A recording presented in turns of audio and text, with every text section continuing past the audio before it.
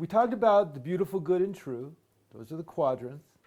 And we talked about states of consciousness and then ended doing an entrainment with each other of states. And Sally was mentioning as you practice these states, you tend to put them out into the world, and that's actually true. Altered states become traits as we practice them. And the reason for that is when we enter a state of consciousness, we're constellating a neural network that is more likely to be constellated again because we've entered that state. So mindful awareness, if we enter mindful awareness enough, our life becomes more characterized by mindful awareness. And mindful awareness, of course, has been studied by neuroscientists. Carol Baer has studied it and said that there's characteristics of mindful awareness that cut across all the meditative and contemplative practices. And what are those characteristics? Well, one of them is acting aware in the present moment. Okay, my action is in the present moment. Another one is not pursuing judgments or not being judgmental.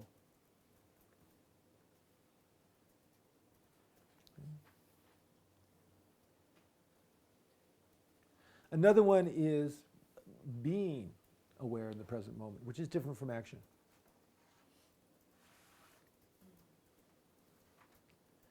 And another one is labeling and describing with words your inner experience. And a fifth one is being aware of awareness itself. I am aware of myself feeling happy, I'm aware of myself feeling more happy, less happy, and so on. And when they study college students, because they always study college students because college students are like a slave population that can be acted upon by professors, the college students that had practiced mindfulness practices were the ones that had the being aware of awareness itself. But those characteristics, any contemplative practice you do that has those characteristics, will cause you to enter states of mindful awareness. You enter states of mindful awareness enough, mindful awareness starts spreading out to other states. And this is true of all states. This was a problem with the catharsis model of the 70s, which was misunderstood. Remember, the 70s followed the 60s, which followed the 50s. American culture was repressed. The clothes were repressed. You look at women's fashions, women were repressed. Look at guys' fashions, repressed. Emotionally, practically autistic. Okay, so these people going into the 60s, particularly the middle Americans, I'm not talking about the hippies. I mean, you know, I was a hippie, but the way the hippies did it is like, okay, you know, I'm expanding in all directions, color, you know, whatever, you know, sex, drugs, music. But that wasn't most of America. Most of America was still coming from repression. And those were the ones going to therapists because hippies couldn't afford therapists. Will you take food stamps, man? That's all I got. I don't think so. And so when middle America went to therapists first of all had to encourage these people to actually be aware of their feelings. Yes, I'm a father. So, how do you feel when your son, comes home late at night and takes LSD? I don't know. Well, how was it for you when he took your car and didn't bring it back?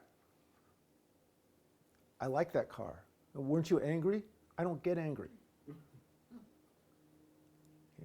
And so this guy had to learn how to feel anger. So there were a lot of expressive therapies that came out of the 70s. George Bach, anger management. Let me hand you this bataka, and this chart is your son, and I want you to hit it. All right. Okay, well, that's all the anger you have? No, I want you to hit it hard. I want you to allow your anger about your son taking your car and wrecking it into, the bataka. Okay. Wham! I was in a reevaluation counseling class once where this big guy who was, big in the Black Students Union, okay? He had to take the reevaluation counseling class to pass some weird requirement. And he had to work. And it was, for him, this was just so completely, offensively wimpy. But he had to work. So Tom Chef says, you got to work. So the guy walked up, all right. Tom Schiff says, well, here's the tennis racket. You know, I want you to hit the stool with it. I says, all right. Wham! He broke it right in two. Tom Schiff looked at me and said, okay, that's good enough for me. So anyway, people thought that beating on stuff and raging was good for you. Well, it was only good for you to the extent that you got in touch with your emotions.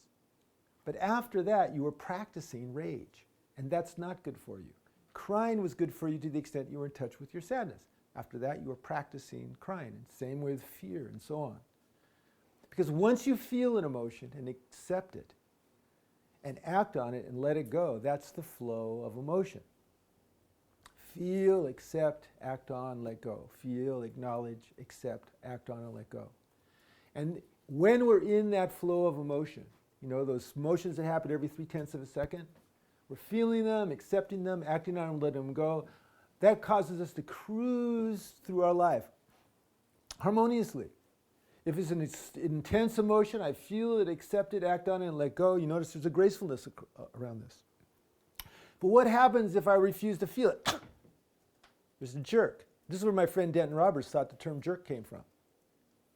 What if I don't accept it? A little jerk. Okay. What if I don't act on it? You know, I can't act on I can't act on anger. I can't act on love. I can't act on sexual attraction and so on. Little jerk. I can't let it go. Little jerk. And those jerks cause suffering and get us off balance. And then 0.3 of a second, you know, we start getting really out of balance. Which leads us, of course, into the 80s, where we know how to get you back on balance. We're going to give you drugs to change your neurotransmitters. And all of a sudden, the focus in psychotherapy shifted off of the body, off of emotion, off of interaction, and shifted on to biochemistry, psychopharmacology. You know, which was to a certain extent a disservice. All those drugs have good effects, but you don't get into harmony with those drugs. Those drugs can help you. They can reduce emotional suffering that allows you to do this process. Okay? So feel an emotion, accept it, let it go. But we have these moral standards, and moral standards are governed by our culture, which brings us to masculine and feminine.